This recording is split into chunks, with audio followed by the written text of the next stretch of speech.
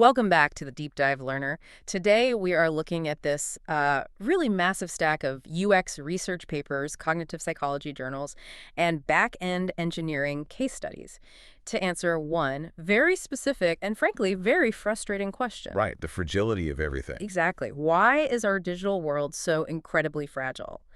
But to start, I want you to picture an interaction you probably have, well, every single day, one where you just expect absolute frictionless perfection. Like opening an app. Yeah, think about opening the clock app on a smartphone and hitting start on the stopwatch. It's basically the gold standard of digital interaction, right? Yeah. You press the digital button and instantaneously the numbers start ticking. There's no loading screen. No buffering, there is no confusing submenu, no lag. It just works exactly the way your brain expects it to work in the physical world. And it's super comforting. Like, we desperately want our tools to be predictable. We want them to be these completely invisible extensions of our intent, where the technology just gets out of the way of the task. Right, and software designers actually have a formal name for this utopian scenario.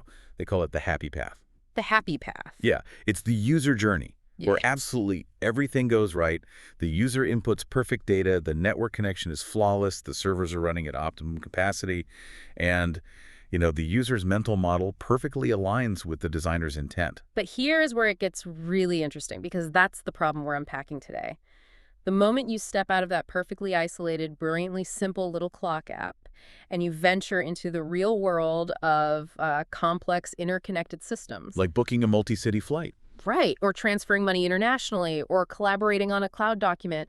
The second you do that, that pristine stopwatch illusion just totally shatters. It really does. We are operating in a digital landscape that is basically a precarious balancing act. Designing only for the happy path is, well, it's like engineering a car that only works on perfectly flat, dry roads on sunny days. That's a great analogy. And that fragility is exactly why we're taking this deep dive into the material today. Traditional user experience design has historically suffered from this massive blind spot. Because they spend all their time on the ideal scenario. Exactly. Designers spend like 90% of their time polishing the happy path, making that ideal journey look beautiful in a presentation. But designing only for success is actually a profound design failure. It's like playing Jenga, but instead of carefully pulling blocks out and testing the balance, you're just blindly stacking new, slightly warped blocks on top of each other. Because you assume the table will never get bumped. Right. You're building a tower that looks great in a photograph, but the second someone walks heavily past the table, the entire structural integrity fails. So today, our mission is to explore why failure in interactive systems isn't just a possibility, it is a mathematical inevitability. And more importantly, we're looking at how the most resilient systems in the world are built from the ground up to handle the unhappy path. Because the true measure of a software system, the metric that actually dictates user loyalty and trust, isn't how it behaves when the stars align. No, it is entirely about how it treats you when everything goes spectacularly wrong. Right. So to really get into the mechanics of this, we are going to explore the underlying psychology of errors. Like, what is literally happening in your brain's working memory when you see a blinking red error state? Which is fascinating stuff. Oh, totally. We're going to spend a lot of time on strategies for cognitive accessibility, specifically looking at how poorly designed errors disproportionately punish neurodivergent users. Then we'll shift to the back end to look at the engineering of graceful degradation. And finally, we will venture into the wild new frontier of AI hallucinations and the unique failures of autonomous agents. It's a fundamental shift in how we think about building tools. Because for years, the traditional approach in tech has been to try and control every single aspect of a system. To just seek absolute perfection. Right. The prevailing theory was that if a product team just analyzed every possible use case, every conceivable way a person might interact with the software, they could design a specific, flawless, pre-programmed response for it. But the math on that simply doesn't work, right? It's a statistical impossibility to map out perfection. It is entirely impossible. Let's actually walk through the combinatorial explosion that proves this. Imagine a relatively simple digital system. Let's say it has just 100 functional modes or states that can be combined. Okay, so by modes, we are talking about binary or multi-state variables, like is the user logged in or browsing as a guest? Exactly. Are they on a stable Wi-Fi connection or are they on a highly latent 3G cellular network? Is the device physically oriented in portrait or landscape? Do they have a premium account with a high balance or a free account with a zero balance? Are they using a screen reader? Okay, so just taking 100 of those basic environmental user and system variables. Right. If we assume those 100 modes can be combined uniformly, calculating, specifying, and designing a unique interface response, for every single possible combination of those states would take a single designer over 8,000 years of continuous, uninterrupted work. Wait, 8 millennia just to design a mathematically perfect experience for 100 variables. Yes. And modern applications, like a social media feed or a banking app, they have thousands, if not millions, of concurrent variables. Which means designers and engineers just have to fake it. They literally cannot predict every combination of human choices and network volatility. So they pick a handful of the most likely optimistic scenarios, the happy path, and they design extensively for those. Leaving out the rest. Yeah, they effectively ignore the billions of other combinations. But ignoring those combinations doesn't mean they don't happen in the real world. A user will inevitably drop to a 3G network while their phone is at 2% battery while they're trying to upload a panoramic photo. What happens to all those ignored combinations? They accumulate in the code base and the user interface as something the industry calls UX debt. UX debt. Yeah, it's this silent, invisible buildup of design oversights. When you only design for success, you're essentially taking out a loan against the inevitable reality of failure. So going back to the Jenga tower, UX debt is the compounding weight of all those unsanded blocks. Exactly. The system stays up for a while, but the debt eventually comes due. It manifests as those incredibly frustrating, inexplicable moments we all experience, like a web page that just hangs infinitely because the designer assumed everyone has a fiber optic connection. Or a user pasting a beautifully formatted paragraph into a text box, only for the rigid layout container to shatter, completely cutting off the bottom half of their text, just because the designer didn't account for a specific font size. Or the system silently dropping your connection without throwing any kind of warning, leaving you clicking a dead button. Yeah. Now, there's a famous Silicon Valley mantra that often gets brought up as the solution to this, right? Fail faster. Yes. Fail faster. The idea is that instead of trying to predict the 8,000 years of combinations, you just launch the product, let it break in the real world, and learn from those mistakes rapidly. That sounds great on a motivational poster. But I've always felt fail faster is fundamentally misapplied when we talk about complex user interfaces. It works in a laboratory, not a massive software deployment. That is a vital distinction. I mean, fail faster is a concept heavily borrowed from scientific disciplines and formal physical engineering. In a chemistry lab, failing fast works beautifully because your variables are strictly controlled and isolated. Right. You test a very specific hypothesis, the reaction fails, you measure the exact isolated reason why it failed, and you iterate your formula. But software deployed to millions of smartphones is the furthest thing from a controlled laboratory. You have uncontrolled network speeds, unpredictable human behavior, outdated operating systems, and third-party API outages all happening simultaneously. Which means that when software developers rush to fail faster in the real world, it almost always leads to a cycle of disaster driven by a psychological trap called hindsight bias. Hindsight bias. So the illusion that after an event has occurred, we see it as having been completely predictable. Exactly. When a complex software product fails in the wild, say, a shopping cart crashes during checkout, the engineering team looks at the crash logs. Because of hindsight bias, they look at the data and say, oh, obviously that broke because the payment gateway timed out. They have a complete illusion of understanding. Right. They assume the failure was a simple, linear cause and effect that they should have predicted. So they patched the payment gateway timeout, but they completely missed the fact that the gateway timed out because a specific ad blocker on the user's browser was interfering with the JavaScript, which caused a memory leak, which then caused the timeout. They treat the symptom, not the disease. And because speed and failing fast are prioritized over deep systemic quality analysis, they just rapidly repeat the same architectural mistakes over and over again in new features. They fail faster, absolutely, but they learn almost nothing about the underlying fragility of their system. Okay, so if designing a perfect system for every combination is mathematically impossible, and blindly launching broken software to fail faster just creates a cycle of hindsight bias, where does that leave us? It seems the only logical step is to stop trying to predict when things will break and instead build a universal framework for how things break. That is the crucial pivot in modern systems design. We have to move away from the fantasy of achieving perfection and move toward deeply understanding the taxonomy of failure. The taxonomy of failure. Right. If we can classify the structural categories of how and why things go wrong, we can design universal safety nets that catch the user, regardless of the bizarre one-in-a-million combination of variables that cause the system to fall over. Let's break down that taxonomy then. How do we categorize the unhappy path? Because a user mistyping their password is a very different failure than an Amazon Web Services server farm catching fire. Broadly, we can segment the unhappy path into three main categories. The first, and arguably the most complex, is human failures. To understand this, we rely heavily on the foundational work of Don Norman, a pioneer in cognitive science and user-centered design. Oh, I know his stuff. Yeah, Norman makes a brilliant, vital distinction between two types of human error: slips and mistakes. This distinction is so important because it changes who we blame for the error. Exactly. A slip is when the user's intention is completely correct, their mental model is accurate, but their physical execution is flawed. The classic example is intending to hit the save icon, but your finger slips on the trackpad and you accidentally click the delete icon right next to it. Your brain had the correct goal, but your motor skills betrayed you. And a mistake, on the other hand, is when your physical execution is flawless, but your underlying intention is flawed because you have an incorrect mental model of how the system operates.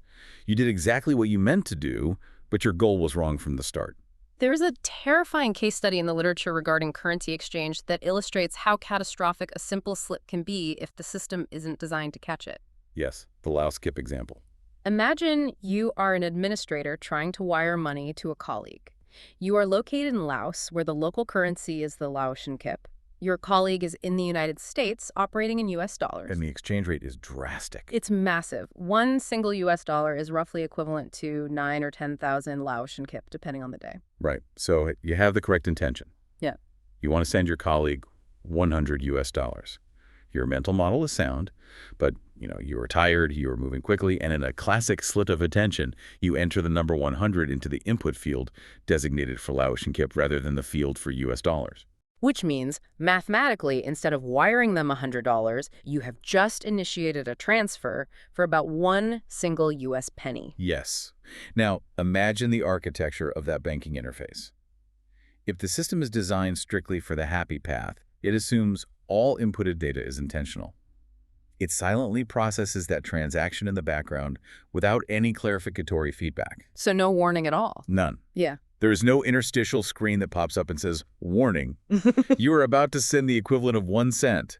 This is an unusually low amount for an international wire. Are you sure you wish to proceed?" It just blindly executes the slip. It executes the slip, and suddenly a simple, understandable human motor error becomes a critical, potentially unrecoverable financial failure. The system allowed this slip to become a disaster because it lacked a structural safety net. Which perfectly illustrates that while human error is inevitable, the consequence of that error is entirely a design choice. The interface chose to be brittle. Exactly. What is the second category in the taxonomy? The second category moves away from the user entirely. These are technical or infrastructure failures. And here we have to talk about a concept known as the network of delay. The network of delay. That sounds like the purgatory of the internet. It is the physical reality of our modern infrastructure, which we constantly take for granted. We often have this illusion that the app running on our smartphone is a self-contained magical box. Right. But in reality, our mobile devices are just incredibly fragile, low-powered windows into massive, distributed supercomputers located thousands of miles away. Yeah, when I hit, on a photo, that action doesn't just happen on my phone. Right. That tiny digital request has to bounce from my device's antenna, travel through the air to a local cell tower, get routed down into physical fiber optic cables buried underground, travel across the country or under an ocean to a server farm in Virginia, get processed by a database. And then the confirmation signal has to make that exact same massive journey all the way back to your screen just to turn a little heart icon red. And every single physical inch of that journey introduces the potential for delay, packet loss, or total interference. You walk into an elevator lined with thick metal and hit a dead zone. You drive under a bridge. The server farm experiences a momentary power fluctuation. A shark literally bites an underwater data cable, which actually happens. The interference is a guarantee. So if the system is designed assuming a perfect zero latency connection, what happens when that signal drops halfway through a purchase? The interface just freezes, and the user panics. Exactly. They think, did my credit card go through? And what do? They mash the buy button 5 more times, potentially charging themselves hundreds of dollars. The lack of infrastructure resilience creates a behavioral disaster. Exactly, which leads us to the third category, system logic or rule constraints. This is a fascinating failure mode because technically the system is working flawlessly. It is executing its programming perfectly according to its own back-end rules. But it still fails the user. Yes, because those rigid rules clash violently with the user's real-world needs. I encounter this constantly with file uploads. You spend hours rendering a video presentation for work. You go to your company's internal portal, you drag the file in, the progress bar hits 99%, and then you just get a stark red box that says upload failed. Yeah. And you are left completely confused until you dig into a buried FAQ page and realize the system has a hard-coded, invisible 50 megabyte file size limit that it never warned you about. Or you try to open a shared document and are met with a harsh, unyielding, access denied, contact administrator. The system logic is functioning exactly as the security engineers designed it, but to the user trying to do their job, it feels like a total, frustrating failure of the tool. I want to push back on the cultural narrative surrounding these failures, though. When we talk about human slips or users violating invisible system rules, there's often this underlying, almost arrogant tone in the software development world. Oh, absolutely. It's the idea that the user is just doing it wrong. The assumption is that if users would just read the documentation or pay closer attention to the interface, everything would function perfectly. That is a deeply ingrained and frankly toxic mindset in traditional computer science. It's the blame the user paradigm. And it's absurd because it ignores basic human psychology. Yes, technical systems are fundamentally fault intolerant. They are rigid, they expect perfect data strings, perfectly formatted, delivered at the exact millisecond they are requested. But what engineers constantly forget is that human beings are also fundamentally fault intolerant. We really are. We absolutely despise tools that make us work harder than the task requires. We are busy, our attention is fractured, we are stressed, and we have zero desire to decipher a machine's arbitrary, invisible rules. If a digital tool demands too much cognitive effort, we don't sit there and blame our own lack of technical skill, we just abandon the tool entirely. That is the crux of the friction. You have two highly fault-intolerant entities, the rigid digital system and the impatient human user, trying to communicate across a fragile bridge. When that communication breaks down, it doesn't just result in a failed database entry, it creates profound psychological friction. If we connect this to the bigger picture, when that communication inevitably breaks down, when the user is hit with that vague, blinking red error message, what is actually happening inside their brain? We aren't just talking about a fleeting moment of annoyance, are we? No, the psychological toll is measurable and severe.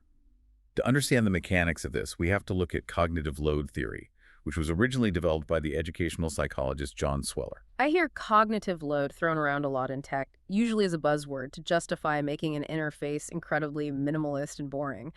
But how does an error message actually trigger an overload in the brain? It comes down to the architecture of our working memory. Think of your working memory as a very small temporary workbench in your brain. It has a strictly limited capacity. When you are using an app to execute a complex task, say booking a multi-city flight itinerary, your working memory is fully occupied. It's holding on to your travel dates, your budget constraints. Your frequent flyer number, your destination preferences, your mental workbench is full. You are in a state of flow, completely focused on the goal. Exactly. Now imagine you hit submit, and the system violently interrupts that flow with a poorly designed error message. Something incredibly vague like invalid input in field 4, or a completely cryptic error code 404, resource not found. Suddenly, my goal of booking a flight is hijacked. I have to push all my travel details off the mental workbench to make room for this new, unexpected problem. Right. Instead of being a customer buying a ticket, I'm forced to become a forensic software detective. I have to parse the cryptic jargon, visually scan the entire massive form to find where field 4 might be, and try to reverse engineer what the machine wants from me. The system has unfairly shifted the entire burden of technical troubleshooting onto your limited working memory. This massive, sudden spike in necessary mental effort completely overwhelms the brain's processing capacity. And when cognitive load maxes out, the immediate neurological response is frustration and stress. Wow. This is the precise psychological trigger for the phenomenon known as rage clicking. Rage clicking. We've all been there, where you just rapidly, aggressively click your mouse or tap your screen 10 times in a row out of pure, unadulterated stress. It is a physical manifestation of cognitive overflow. Your brain cannot process the digital roadblock logically anymore, so it reverts to a physical, aggressive response. You are literally trying to force the system to submit to your will through physical repetition. It's such a visceral reaction, but the damage doesn't stop the moment you figure out the error. There is a lingering psychological residue, right? This connects to the Zeigarnik effect. Yes, the Zeigarnik effect is a fascinating behavioral science concept. It posits that human beings remember uncompleted, interrupted, or problematic tasks significantly better than completed ones. In the context of UX design, an unresolved or confusing error creates an open loop in your brain. It's like leaving a massive, resource-heavy tab open in your brain's internet browser. Even if you switch to a different task, that error tab is still spinning in the background, eating up your mental RAM. That is a perfect mechanical analogy. It actively drains your cognitive resources long after the event. And the cognitive psychology data gives us a staggering statistic to quantify this.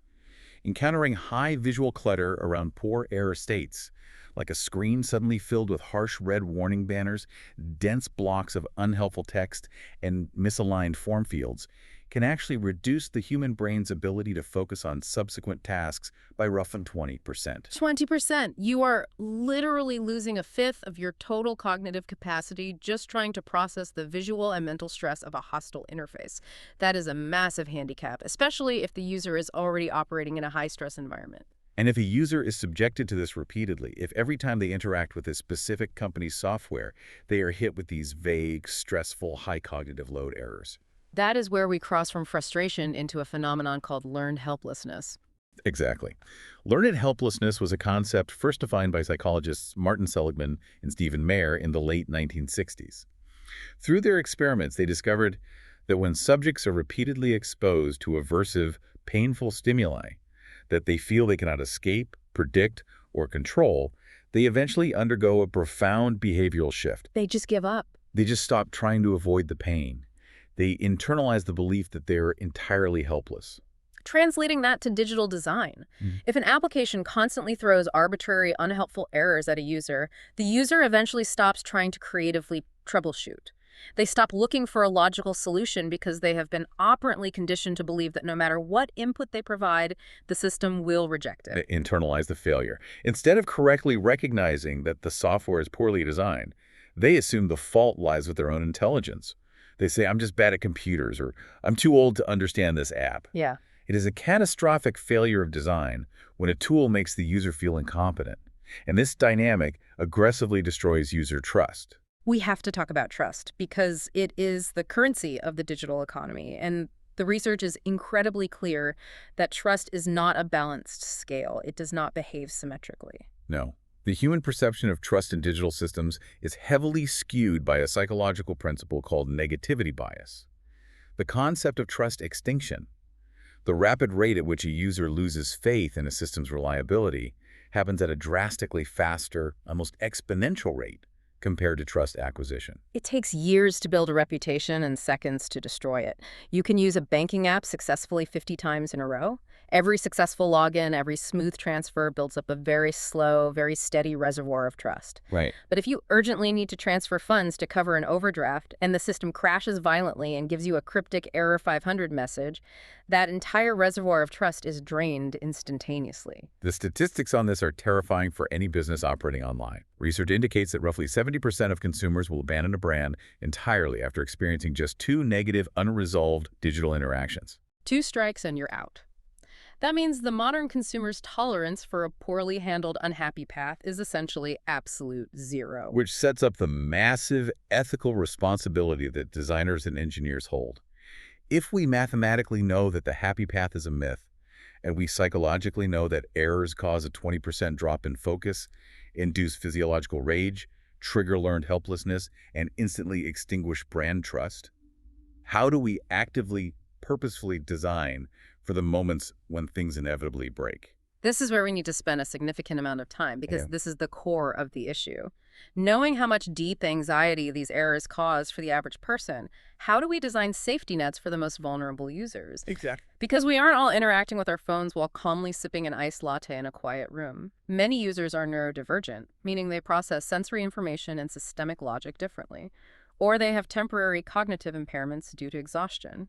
Or they are just in a state of extreme, acute stress, like trying to wire rent money to a landlord while standing on a crowded, noisy subway. This brings us to a truly inspiring and critical area study called cognitive accessibility.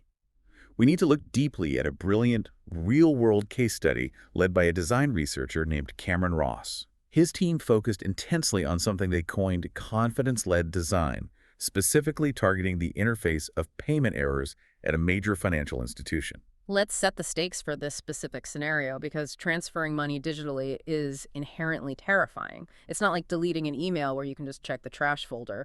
Once you hit send on a bank transfer, if it goes to the wrong account number because of a slip, it can be incredibly difficult and sometimes legally impossible to claw that money back. The stakes are astronomical. And Cameron Ross's initial behavioral research revealed a vital, empathetic insight: vulnerable customers, specifically those who might be living paycheck to paycheck with less financial padding, or neurodivergent users who might struggle with high-stress executive functioning tasks, are disproportionately severely affected by sending money to the wrong person. Because the margins for error are just so thin. Exactly. The financial devastation is obvious, but the emotional recovery time is also exponentially longer. They ruminate on the mistake. So for Ross's team, the design goal wasn't just aesthetic. It wasn't about making the app look nicer. The mission was to architect an interface that actively reduced physiological anxiety and cognitive load during a high-stakes, unhappy path scenario. So how do you actually execute that? Let's walk through the mechanics of designing for confidence. Imagine a user, let's call him Alex. Alex has ADHD, he's overwhelmed with a busy workday, and he needs to quickly pay his freelance graphic designer. He opens the banking app. Where does the traditional design fail, Alex, and how did Ross's team fix it? Let's start with the visual language of the error itself. Traditionally, in almost every software library, when a system wants a user to stop, pay attention, and correct a mistake, it defaults to the color red. Red text, thick red borders around the input fields, harsh red warning triangles. Culturally and practically, red means stop. It's a stop sign. It seems like the logical choice. It is logical on a superficial level, but psychologically, the color red is heavily overloaded. Red doesn't just mean stop. Biologically, red signals danger, blood, emergency, and catastrophic failure. Wow, yeah. When Alex, who is already stressed and distracted, makes a minor typo in the account number and the screen suddenly flashes with red warning banners, it can trigger an immediate physiological response. It can literally induce an amygdala hijack, a fight-or-flight response. Instead of engaging Alex's prefrontal cortex, the logical, problem-solving part of the brain, the red interface triggers a panic state. And when you are panicked, you make worse decisions. You might rush to type a number again and make a second, worse mistake. Exactly. The interface actively works against the user's ability to recover. So Ross's team made a profound evidence-based shift. They completely removed the color red from these warning and error states. Completely removed it. Instead, they utilized calmer, warmer colors like specific shades of orange or deep yellow that universally signal caution and slow down, but do not trigger the nervous system's danger response. It's a subtle change in hex codes, but a massive shift in user neurology. It creates a calm environment for troubleshooting. Furthermore, they adhered to a core principle of deep accessibility. Never rely on color alone to convey meaning. Color blindness affects a massive portion of the population, and beyond that, users process shapes faster than colors. Ross's team heavily integrated clear, universally recognizable icons to support the text warnings. This is so crucial for neurodivergent processing, dyslexia, or users relying on screen readers. If Alex is quickly scanning the screen, a well-designed, calm icon like a small, friendly hand raised in a wait gesture communicates the context of pause and check this information infinitely faster and more reliably than a dense paragraph of small warning text. But the most fascinating and perhaps counterintuitive intervention Ross's team made involved intentionally designing friction into the user journey. Okay, let's unpack this. Isn't friction the ultimate enemy of UX? For the last decade, the holy grail of UX design has been frictionless experiences. One-click checkout, seamless transitions. Why would you purposefully make a banking app harder to use? Because the obsession with frictionless design is a symptom of the happy path fallacy. Frictionless flow is incredible for a low-stakes task, like starting a stopwatch or liking a photo. It is incredibly dangerous for a high-stakes financial transaction. Friction is highly valuable, provided it is relevant and reassuring. Relevant and reassuring friction. Give me the specific mechanism of how that worked for Alex in this banking app. Let's say Alex selects his freelance designer from his pay list. He intends to send $500. In a frictionless Happy Path app, the moment he taps the designer's name, the screen instantly jumps to the numerical keypad to enter the amount. It prioritizes sheer speed. But Ross's team introduced a date last paid nudge. What does that look like? When Alex selects the payee, the system doesn't instantly jump to the keypad. It introduces a micropause. An interstitial message gently appears on screen, stating contextually, quote, "You last paid this person 6 months ago on October 14th. Or the system logic dynamically changes the visual weight of the message based on elapsed time. If you paid them yesterday, the nudge might be very subtle. If it's been 2 years, the nudge is more prominent. So the system is actively, purposefully interrupting his momentum. Yes, because human beings rely heavily on heuristics and muscle memory. When we execute repetitive tasks on our phones, we go into autopilot. We literally stop actively beating the pixels on the screen. Our thumbs just execute a memorized pattern. By injecting this highly specific, highly relevant piece of data, the exact date last paid, it acts as a cognitive speed bump. It shatters the autopilot. Exactly. In user testing for this feature, one participant explicitly stated that the nudge made them very much stop and think. It forces a brief, mandatory moment of prefrontal reflection. Alex has to process that information. Wait, did I just pay them last week for the logo, or was that 6 months ago? Let me double-check the invoice date before I send this money. It dramatically reduces the chance of a duplicate payment or sending money to an outdated account, but it does so without ever making Alex feel like he did something wrong. It's not a scolding error message, it's a helpful assistant tapping him on the shoulder with context. It builds his confidence in his own actions. And this leads us to the most incredible business outcome of designing a calm, supportive, unhappy path. It triggers a well-documented phenomenon known as the service recovery paradox. The service recovery paradox. How does handling an error actually improve a business metric? The paradox observes that a customer who experiences a service failure, but is then guided through a highly empathetic, transparent, and successful recovery process, actually emerges with a higher level of brand loyalty than a customer who used the product perfectly and never experienced a failure at all. That is wild to think about, but it makes total emotional sense. If I use a banking app for a year and it never glitches, my relationship with the bank is entirely passive. I don't care about them. They're just a utility. But if I make a terrifying mistake, if I accidentally send $1,000 to the wrong routing number, and the app doesn't yell at me, but instead immediately presents a calm orange screen that says, "We noticed this routing number doesn't match your usual patterns. We have paused the transfer. Click here to safely cancel or review," my emotional response is profound relief. You feel seen and you feel protected. The bank proved their competence in a moment of crisis. A gracefully handled mistake is a far more powerful, emotionally resonant trust-building event than a decade of flawless, invisible execution. It proves the system has a robust safety net. So we fix the interface to be calm and accessible. But what if the underlying server is literally on fire? All of that UI design assumes the backend servers are actually functioning. What happens when the underlying infrastructure of the app is literally collapsing? How do you maintain a calm user experience when the database is offline? This requires a massive pivot from front-end UI design to back-end architectural engineering. And the core philosophical framework here is called graceful degradation. Graceful degradation. It sounds like a polite way to describe aging. It shares the same spirit. Graceful degradation is a systemic engineering philosophy. It mandates that when a complex digital system is subjected to extreme stress, like a massive spike in user traffic, or when it encounters a catastrophic hardware failure, the system must fail in isolated pieces rather than collapsing entirely. The ultimate goal is the complete eradication of single points of failure. So instead of the entire car exploding on the highway just because you got a flat tire, the system recognizes the flat tire, isolates the damage, and restricts your speed to 20 miles an hour.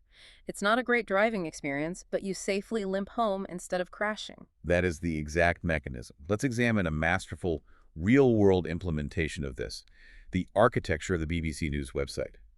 BBC News operates under a unique mandate. They must deliver critical information globally to every conceivable device across vastly different and often highly unstable network speeds. Right. Someone might be reading it on a high-end desktop in London while someone else is trying to load it on a 10-year-old smartphone over a 2G connection during a crisis. Exactly. If the BBC servers experience a massive load, say, during a global breaking news event where traffic spikes by 10,000%, or if a specific user's network connection is severely bottlenecked, the site employs aggressive, graceful degradation. The back-end architecture dynamically assesses the strain and actively begins shedding non-essential weight. It stops attempting to load high-resolution photographs, it disables complex interactive JavaScript plugins, and it strips out custom web fonts. It prioritizes the absolute core mission of the product, delivering the text of the journalism. Yes, the layout might look incredibly basic, almost like a document from the 1990s, Yep. but it is entirely functional. The user can still read the critical headline and the story. It falls back to a minimally viable, structurally sound experience. Contrast that survival mechanism with the historical approach of Adobe Express, which is heavily cited as an anti-pattern. Yes. Historically, Adobe Express utilized a highly brittle all-or-nothing architecture. If a user tried to access the platform and their browser didn't meet very specific, stringent version requirements, or if a single required graphical plugin failed to initialize, the application wouldn't offer a simplified workspace. It would throw a hard block. Just completely locked out. It locked the user out entirely, rendering the entire site completely inaccessible. That is the antithesis of graceful degradation. It is a glass tower that shatters completely if the wind blows too hard. To understand how engineers actually build this resilience into the code, let's look at a specific localized example. Let's walk through the mechanics of the DanaFresh Joke API demo. This is a brilliant, highly legible illustration of the concept. Imagine you are building a simple web application. Its sole function is to reach out across the internet to an external third-party database. A remote API fetch a random joke and display it on the user screen. A vital piece of modern infrastructure. Absolutely essential. Now, the structural vulnerability here is obvious. You do not control the remote joke server. What happens when that external server crashes or times out or gets subjected to a cyber attack? The traditional brittle coding approach would be to just let that external failure violently bubble up to the user interface. The user clicks Get Joke, the remote server fails, and the user's screen fills with a terrifying, unformatted 500 internal server error or a bleak failed to fetch resource message. Which, as we established, instantly spikes their cognitive load and damages their trust in your app, even though it wasn't technically your server that failed. But in the graceful degradation model, the engineers implement a structural safety net in the code, typically known as a try-catch block. Break down how a try-catch block functions for a non-engineer. It's exactly what it sounds like. The application says, I will try to reach out to the remote server and get a fresh joke. However, if anything goes wrong, if I drop the connection or the server doesn't respond in 2 seconds, I will immediately catch that error internally before it ever reaches the visual interface. It intercepts the failure in the dark, but what does it show the user instead? When the system catches the error, it automatically triggers a fallback protocol. Instead of crashing, the application silently dips into its own local hard-coded cache, a small database of 10 jokes that it keeps saved locally on its own servers at all times. It grabs one of those local jokes and serves it to the user. So the user clicks Get Joke, the external internet fails, but the user still instantly gets a joke on their screen. The core function survives the outage completely uninterrupted. Yes, but, and this is the absolute masterstroke of user-centric design, the system does not lie to the user about its compromised state. While it displays the local joke, the interface also surfaces a subtle, calm visual indicator, perhaps a small yellow badge next to the text, informing the user that this specific joke is not fresh or is served from an offline cache. That is incredibly elegant. It gracefully degraded the technical process, it completely preserved the core user goal of reading a joke, but it maintained total transparency. It treated the user like an intelligent partner by keeping them informed of the system's true status. But here is the massive logistical challenge for giant technology companies. If you are running the infrastructure for a global streaming service or a massive e-commerce platform, how do you mathematically guarantee that your complex web of thousands of microservices will actually degrade gracefully in the real world? You can't just write the code and passively wait for a hurricane to knock out a data center to see if your fallback protocols work. You don't wait for the disaster. You intentionally manufacture the disaster yourself. This is the fascinating discipline known as chaos engineering. Chaos engineering is one of the most radical cultural shifts in modern software development. It was famously pioneered and formalized by Netflix. Years ago, when Netflix made the massive architectural transition from running their own physical servers to operating entirely in the distributed cloud, their engineering leadership realized a hard truth. In the cloud, hardware and network failures are not anomalies. They are continuous, unavoidable background noise. So instead of spending millions of dollars trying to build an impenetrable wall to prevent failures, they completely inverted the paradigm. They built a software tool specifically designed to act as a digital saboteur inside their own network. They called it Chaos Monkey. The mandate of Chaos Monkey is deeply unsettling for a traditional engineer. Its entire automated job is to wake up during regular business hours, randomly select critical live production servers that are currently streaming movies to actual paying customers, and violently shut them down. No warning, no graceful shutdown sequence. It just unplugs the virtual power cord. They are intentionally, aggressively breaking their own multi-billion-dollar infrastructure while people are trying to watch television. The sheer confidence that requires is staggering. But the underlying logic is brilliant. It forces a complete cultural and architectural alignment around resilience. If every single engineering team at Netflix knows, have a concrete fact, that a malicious monkey algorithm is going to randomly kill their database at 2:00 p.m. on a Tuesday, they fundamentally change how they write their code. You stop building single points of failure because you know they won't survive the week. Exactly. You are forced to architect deeply robust automated failovers. You ensure that if the monkey destroys a server cluster in Virginia, the network traffic is instantaneously, automatically rerouted to a backup cluster in Ohio so fast that the customer sitting on their couch never even sees a buffering wheel. Chaos engineering shifts resilience from a theoretical goal to a daily, practical necessity. And this practice has evolved far beyond a single monkey. It is now an entire industry discipline. It is. Massive organizations utilize highly specialized, sophisticated platforms like Gremlin or Litmus Chaos to systematically, scientifically inject pain and entropy into their networks. They run highly orchestrated game days. They will artificially inject massive network latency, making the connection incredibly slow, just to observe if the user interface components handle the delay gracefully with calm loading states, or if the entire app times out and crashes.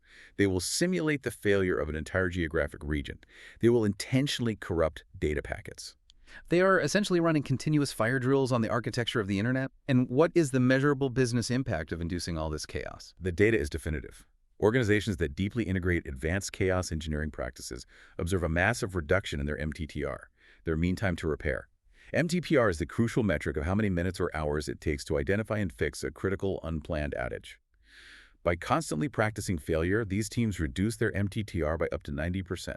Because when a real catastrophic failure occurs, when a fiber cable is actually cut, it isn't an unprecedented panic.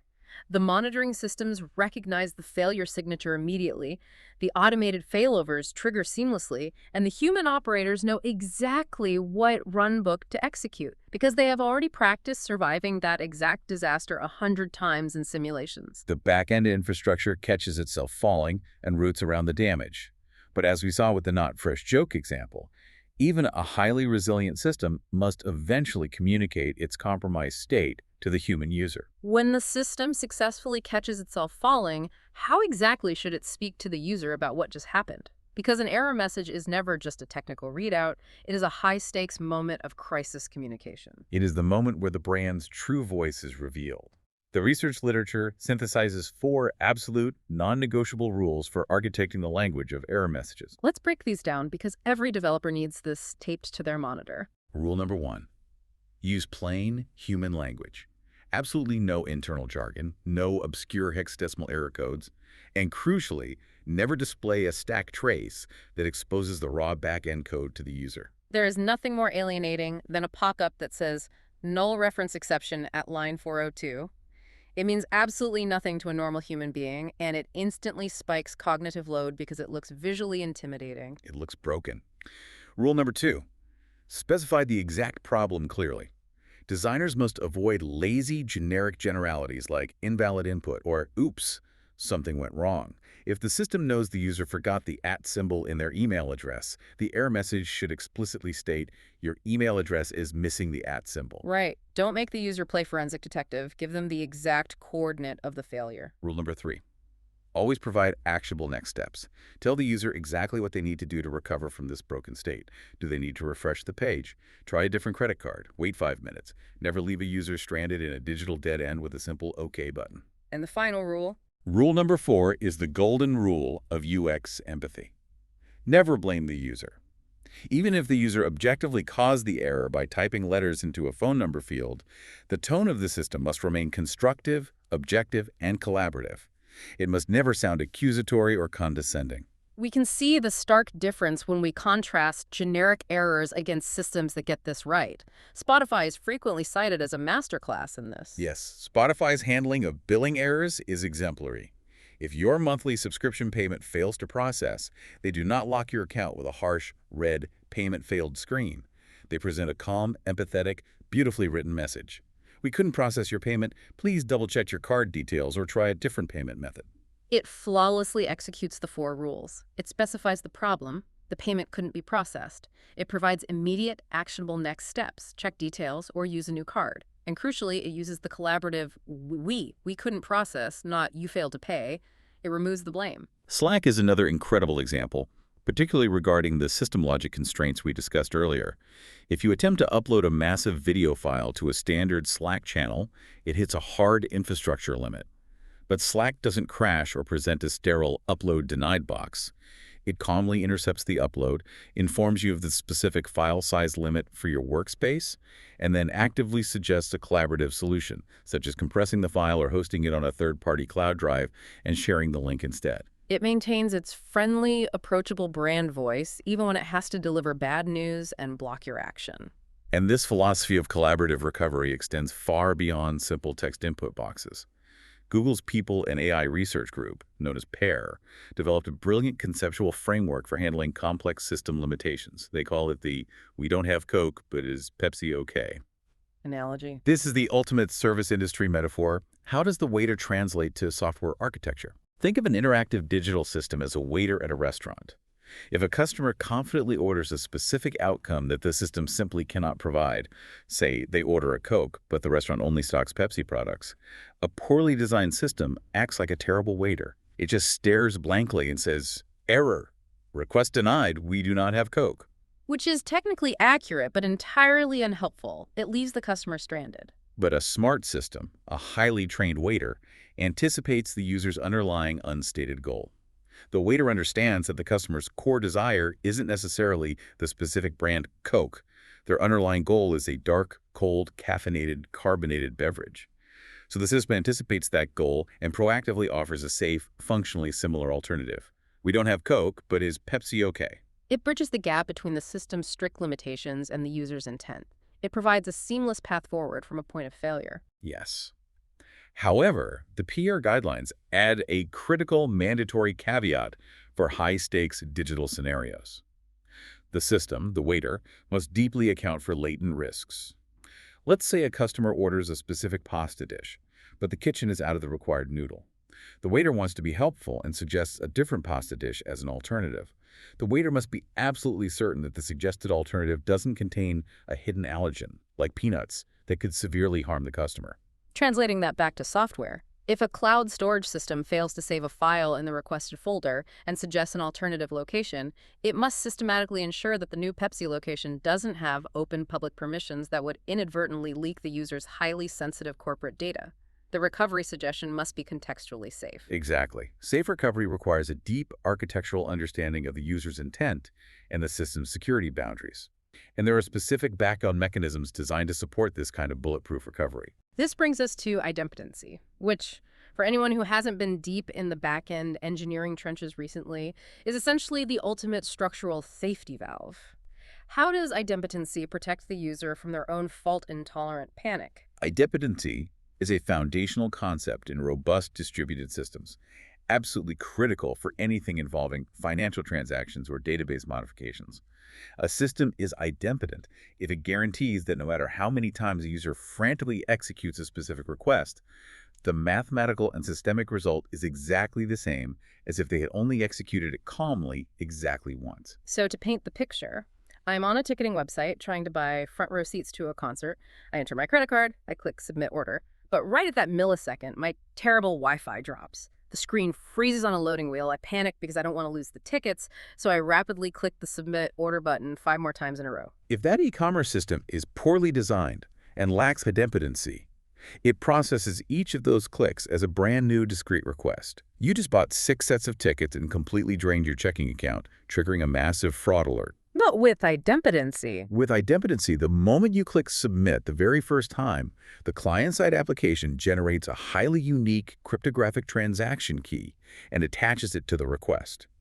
When your subsequent 5 panic clicks arrive at the server seconds later, the server looks at the data, recognizes the identical unique transaction key, checks its database, and says, I am already processing a request with this exact key. These new requests are duplicates caused by network latency or user panic. And it safely, silently discards the duplicate requests. Exactly. You get your 1 set of tickets, and you were only charged once. Idempotency is structural empathy. It is an engineering pattern that explicitly anticipates human anxiety and mechanical latency, neutralizing the threat before it can cause financial harm. We know how to write an error message for a static system. We understand how to use positive friction to protect cognitive load, and we know how to use try-catch blocks and idempotency to protect a rigid static database. But what happens when the digital system we are interacting with is no longer static? What happens when the system is actively interpreting our intent and making complex, generative decisions on its own? Because the introduction of AI fundamentally rewrites the entire taxonomy of failure. We are crossing into the AI frontier. And this is perhaps the most urgent design challenge of our decade. When we discuss modern AI, we're increasingly talking about agentic AI. These are not just advanced search engines that return a list of links. Agentic systems are designed to actively execute complex workflows autonomously on your behalf. They read your emails, draft responses, interact with other software APIs, and make logical inferences. Right. If I click a traditional button and it fails to save a file, that is a frustrating, localized error. But if an autonomous AI agent decides to summarize a highly sensitive legal contract and fundamentally alters the meaning of a liability clause because it misunderstood the context, that is a completely unprecedented, potentially catastrophic level of disaster. How do AI failure modes differ mechanically from traditional software bugs? Researchers and designers are categorizing these new AI failure modes into 3 distinct, highly complex categories. The first category is context errors. Context errors are fascinating because the AI's underlying neural network and code are functioning flawlessly. It generates a perfectly logical output based on its training. The failure occurs because the AI makes a disastrously poor assumption about the user's unstated, highly nuanced real-world context. A classic low-stakes example of a context error involves smart recipe applications. Imagine an AI meal planner flawlessly generates a nutritionally balanced, incredibly delicious recipe for slow-roasted pork. The code worked perfectly.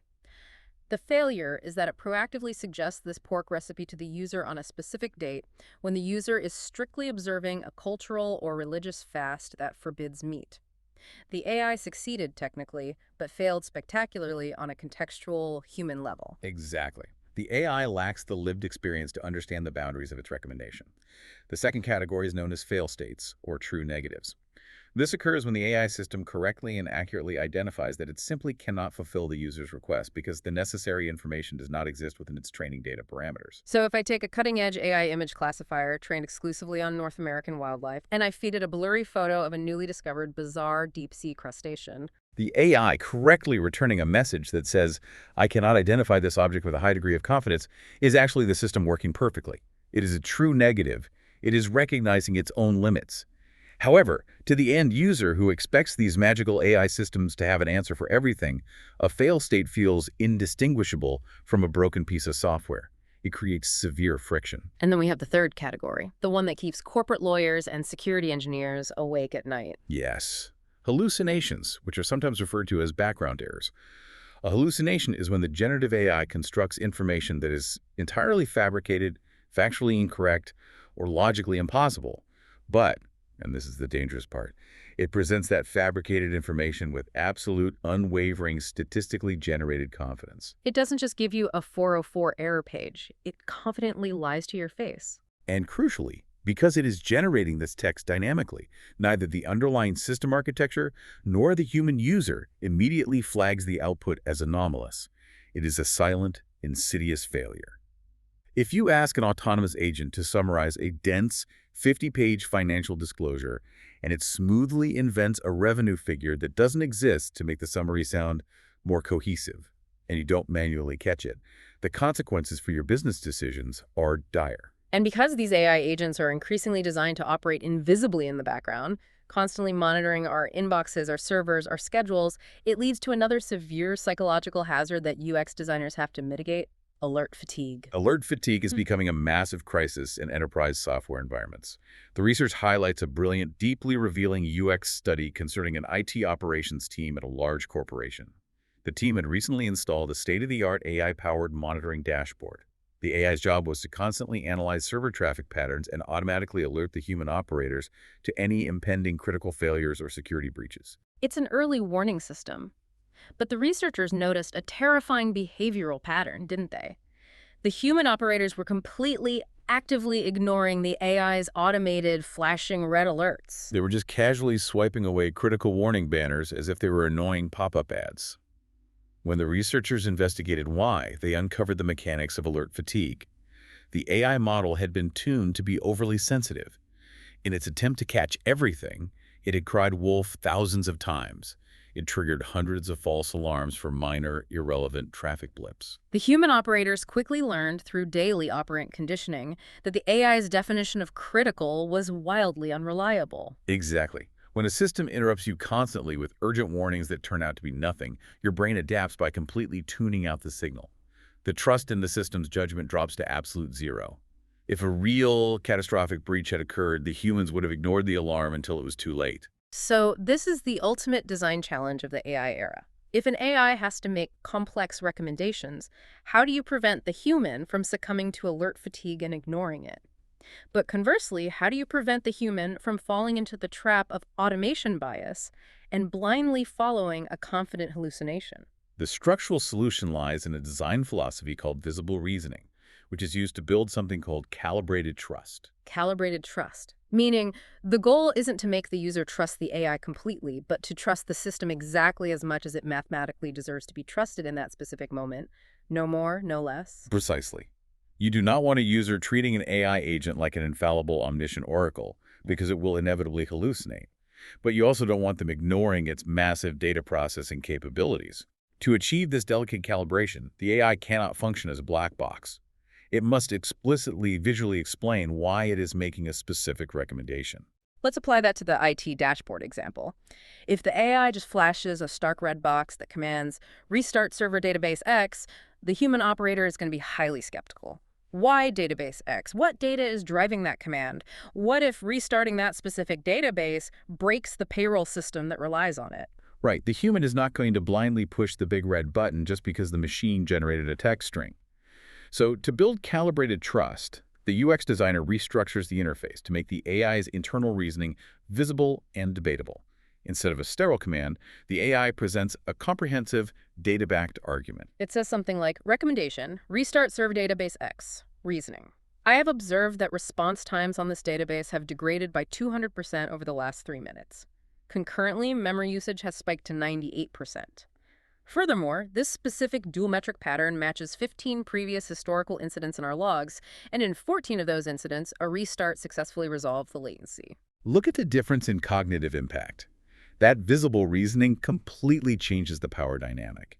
It provides the human operator with the raw data, the contextual analysis, and the historical precedent. It actively empowers the human.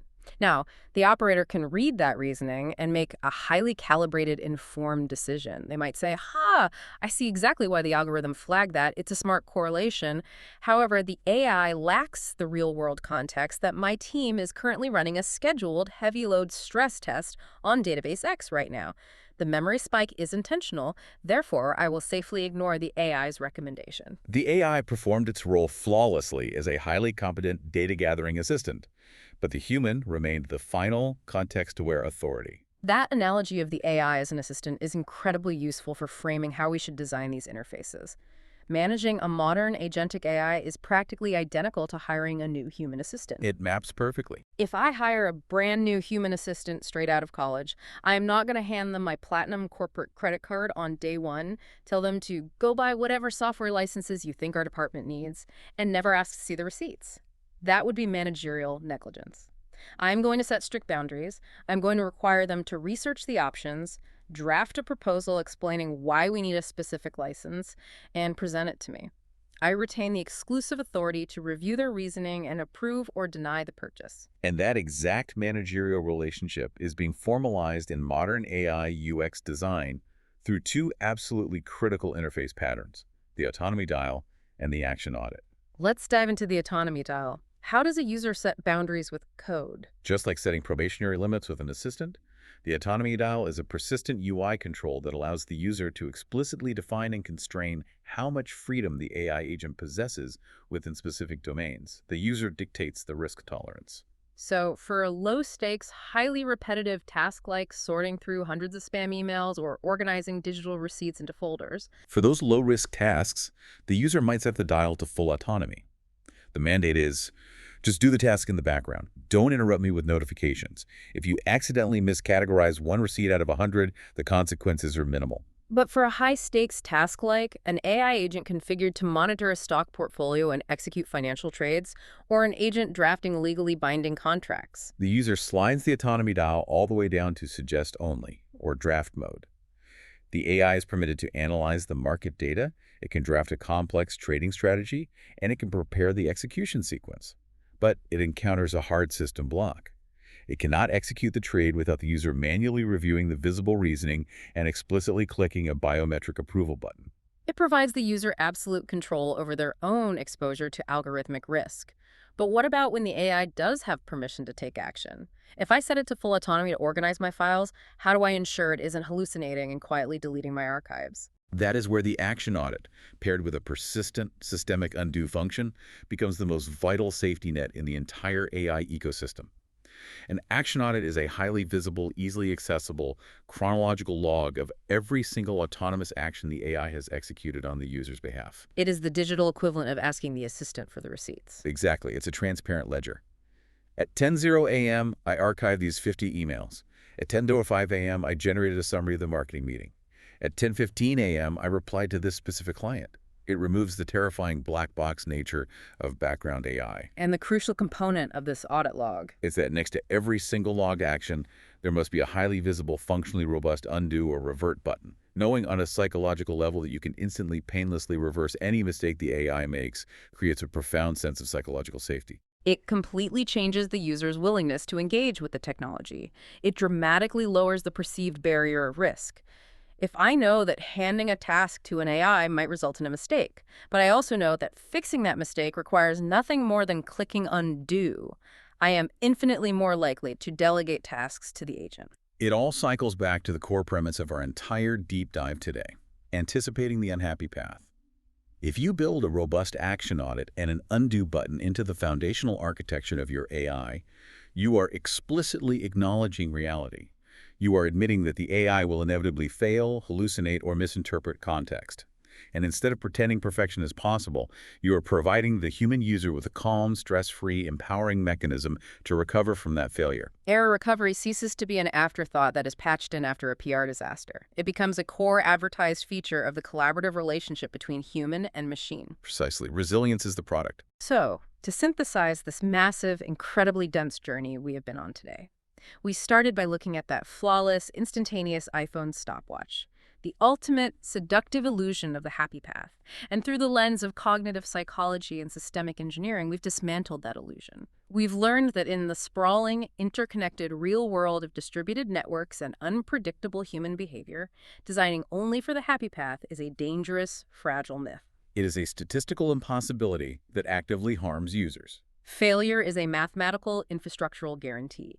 We've examined how vague accusatory error messages induce severe cognitive overload, trigger rage clicking, and permanently destroy brand trust. We've seen how Cameron Ross's confidence-led design uses thoughtful color theory and positive friction to actively protect the working memory of neurodivergent users. We've explored how back-end engineers use try-catch blocks and literal chaos monkeys to force massive server architectures to degrade gracefully under pressure. And we've seen how visible reasoning and the autonomy dial are the only ethical ways to keep autonomous AI agents safely tethered to human intent. The overarching, inescapable lesson across all these disciplines is that the true measure of your product's quality, the metric that actually dictates long-term survival and user loyalty, is not how sleek your interface looks in a pristine marketing video when everything works perfectly. It is entirely determined by how respectfully, transparently, and safely your system treats the human being when the digital world is breaking down around them. Which leaves me with a final, lingering, somewhat philosophical thought for you to ponder, learner. We just spent a lot of time analyzing how agentic AI is fundamentally upending the rules of how software fails. As these AI systems become significantly more context-aware, more capable of parsing nuance, and perhaps even functional, emotionally intelligent, will the traditional rigid error message eventually go extinct? That is a truly fascinating evolutionary proposition for design. Will the systemic failures of the future look less like a blinking red screen shouting, "Error 404, invalid input," and more like a continuous, collaborative, almost human debate between you and the machine? A conversation about how to solve a mutual misunderstanding. Imagine a system that pauses and says, "I see you're trying to execute this complex financial model, but I'm struggling to align these two data points because of a conflict in the parameters. What if we try visualizing the data this way instead?" The error state ceases to be a roadblock and becomes a dynamic conversation. The system stops functioning as a brittle, fault-intolerant tool and evolves into a resilient, collaborative partner. Exactly. The failure becomes the foundation for a better solution, something to chew on the next time you hit start on a digital stopwatch and expect the universe to be perfectly frictionless. Thank you for taking this deep dive into the sources with us today.